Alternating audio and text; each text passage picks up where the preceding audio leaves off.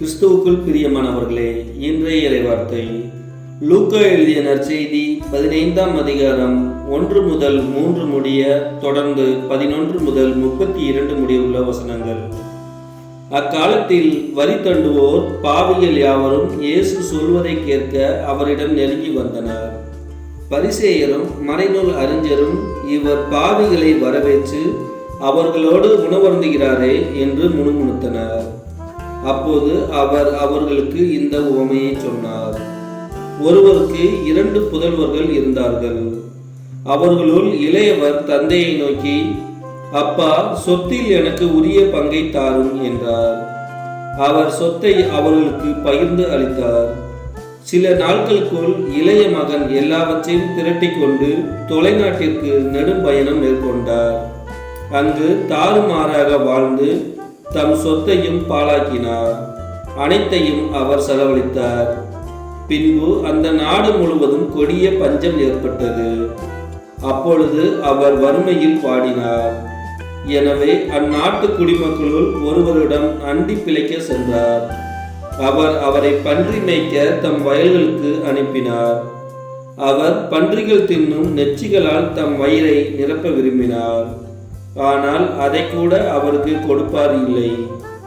அவர் அறிவு தெளிந்தவராய், என் தந்தையின் கூலியாட்களுக்கு தேவைக்கு மிகுதியாக உணவு இருக்க நான் இங்கு பசியால் சாகிறேனே. நான் புறப்பட்டு என் தந்தையிடம் போய், அப்பா, கடவுளுக்கும் உமக்கும் எதிராக நான் பாவம் செய்தேன். இனிமேல் நான் உம்முடைய மகன் எனப்பட தகுதியற்றவன்.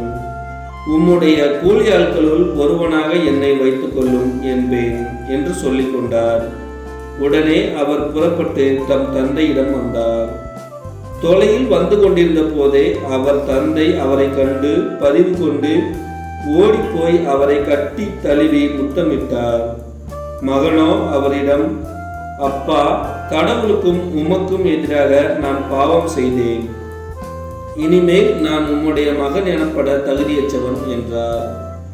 தந்தை தம் பணியாளரை நோக்கி, முதல் தரமான ஆடையை கொண்டு வந்து இவனுக்கு உடுத்துங்கள். இவனுடைய கைக்கு மோதிரமும் காலுக்கு மிதியடியும் அணிவியுங்கள். கொழுத்த கன்றை கொண்டு வந்து அடியுங்கள். நாம் மகிழ்ந்து விருந்து கொண்டாடுவோம். ஏனெனில் என் மகன் இவன் இறந்து போயிருந்தான், மீண்டும் உயிர் பெற்று வந்துள்ளான். காணாமல் போயிருந்தான், மீண்டும் கிடைத்துள்ளான் என்றார். அவர்கள் மகிழ்ந்து விருந்து கொண்டாடத் தொடங்கினார்கள். அப்போது மூத்த மகன் வயலில் இருந்தார். அவர் திரும்பி வீட்டை நெருங்கி வந்து கொண்டிருந்த போது ஆடல் பாடல்களை கேட்டு ஊழியர்களுள் ஒருவரை வரவழைத்து, இதெல்லாம் என்ன என்று வினவினார். அதற்கு ஊழியர் அவரிடம், உம் தம்பி வந்திருக்கிறார். அவர் தம்மிடம் நலமாக திரும்பி வந்திருப்பதால் உம் தந்தை கொழுத்த கன்றை அடித்திருக்கிறார் என்றார். அவர் சினமுற்று உள்ளே போக விருப்பமில்லாதிருந்தார். உடனே அவருடைய தந்தை வெளியே வந்து அவரை உள்ளே வருமாறு கெஞ்சி கேட்டார். அதற்கு அவர் தந்தையிடம், பாரும், இத்தனை ஆண்டுகளாக நான் அடிமை போன்று உமக்கு வேலை செய்து வருகிறேன். உம் கட்டளைகளை ஒருபோதும் மீறியதில்லை. ஆயினும் என் நண்பரோடு நான் மகிழ்ந்து கொண்டாட ஓர் ஆட்டுக்குட்டியை கூட என்றுமே நீர் தந்ததில்லை. ஆனால் விலை மகளிரோடு சேர்ந்து உன் சொத்துக்களை எல்லாம் அழித்துவிட்ட இந்த உம் மகன் திரும்பி வந்தவுடனே இவனுக்காக கொழுத்த கன்றை அடித்திருக்கிறீரே என்றார். அதற்கு தந்தை, மகனே, நீ எப்போதும் என்னுடன் இருக்கிறாய். என்னுடையதெல்லாம் உன்னுடையதே. இப்போது நாம் மகிழ்ந்து கொண்டாடி இன்புற வேண்டும். ஏனெனில் உன் தம்பி இவன் இறந்து போயிருந்தான், மீண்டும் உயிர் பெற்றுள்ளான். காணாமற் போயிருந்தான், மீண்டும் கிடைத்துள்ளான் என்றார்.